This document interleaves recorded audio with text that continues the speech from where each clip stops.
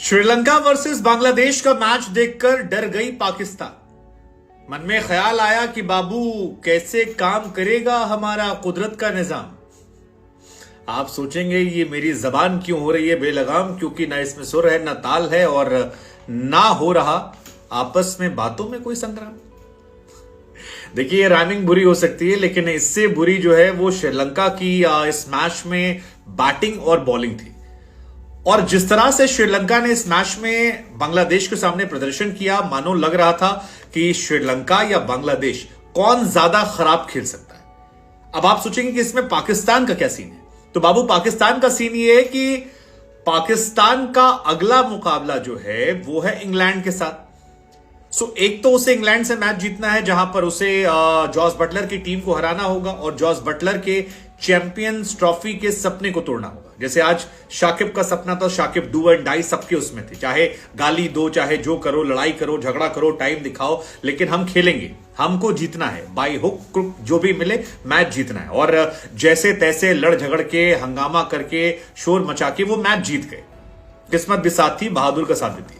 तो एक तो इंग्लैंड अपने प्राण लगाएगी कि भैया मैच हरा दे। अगर इंग्लैंड मैच हरा देती है श्रीलंका, उसको क्या नाम है, पाकिस्तान को, तो कुदरत के निजाम तक बात नहीं पहुंचेगी। लेकिन वहां जीते फिर, और ये सवाल इसलिए पूछ रहे हैं क्योंकि न्यूजीलैंड का जो आखिरी मुकाबला है वो इसी श्रीलंका के सामने है। और श्रीलंका के गेंदबाज जिस तरह की गेंदबाजी कर रहे हैं, उसको देखकर ऐसा लग रहा है कि वो खेलने के इरादे से आए ही नहीं है। मतलब आप एक मधुशंका को हटा दीजिए, जिन्होंने 10 ओवर में 1 मिनट 69 रन 3 विकेट निकाले हैं और इस वर्ल्ड कप के हाईएस्ट विकेट टेकर है। मतलब मैं उनको काफी हाई रेट करता हूं, क्योंकि जब वो आते हैं विकेट निकालते हैं, माहौल बनाते हैं और बड़े बड़े बल्लेबाजों को यूं आउट कर जाते हैं। लेकिन उसके अलावा बाकी जितने प्लेयर हैं वो विकेट के लिए तरस गए। आलम यह है कि कैप्टन को जितनी बार विकेट चाहिए होता है, ए मधुशंका इधर आओ विकेट निकालो।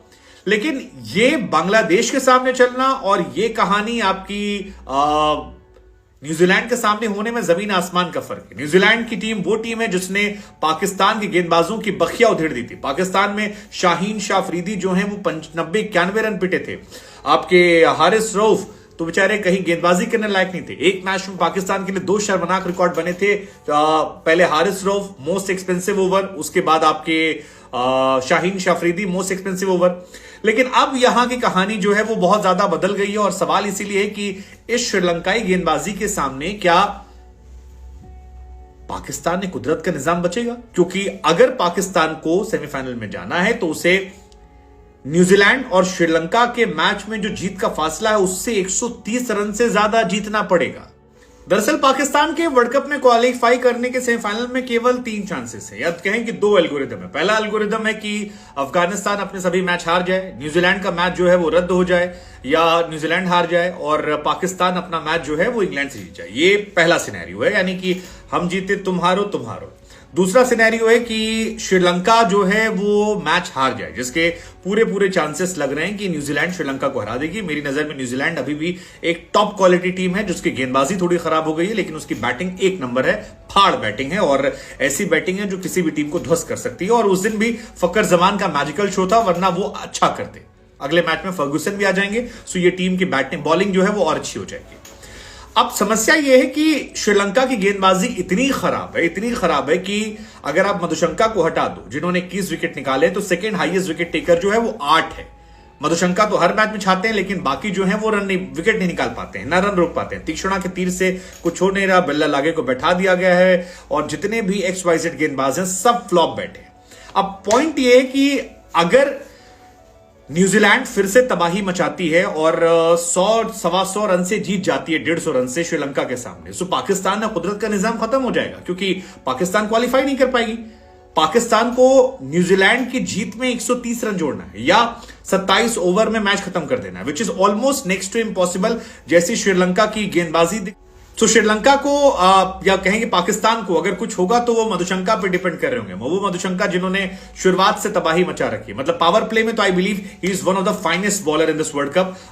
बुआमा को आउट किया, इमाम को आउट किया, बाबर को आउट किया, वार्नर को आउट किया, स्मिथ को आउट किया, गुरबाज को आउट किया, इंडिया के सामने खेलने रोहित को बोल्ड मारा, इस मैच में तंजीद और लिट्टन दास को आउट किया। तो ही इज फिनोमिनल। नई बॉल से विकेट लेते हैं, पुरानी बॉल से विकेट लेते हैं, फिलहाल वर्ल्ड कप में हाईएस्ट विकेट टेकर है। लेकिन वो कहावत है ना कि अकेला चना भार नहीं फोड़ पाता, क्योंकि अगर फोड़ पाता तो फिर कहानी गड़बड़ हो जाती।